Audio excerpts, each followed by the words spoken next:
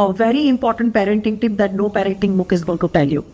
It is something that my mom did when I was 3 years old. It is something that we did when we made our first business trip out of India, and that is to make a will.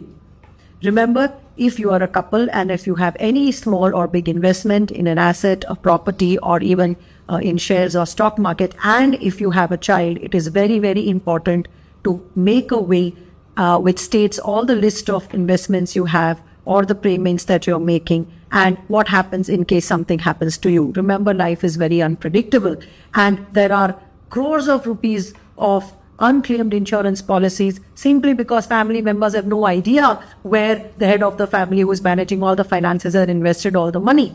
So if something happens to you or your spouse, your children will be absolutely clueless on where to go and where to get the money from. So if you want to secure your child's future, which we all want to do, then please make sure that you make a will which states all your assets, liabilities, investments, put it, have to witness signatures. It could be handwritten, notarized or registered, but please make sure that you have a will. So in case if something happens to one or both of you, your child's future is secured. I believe this is something that every parent has to do, irrespective of what is their age and how old their children are.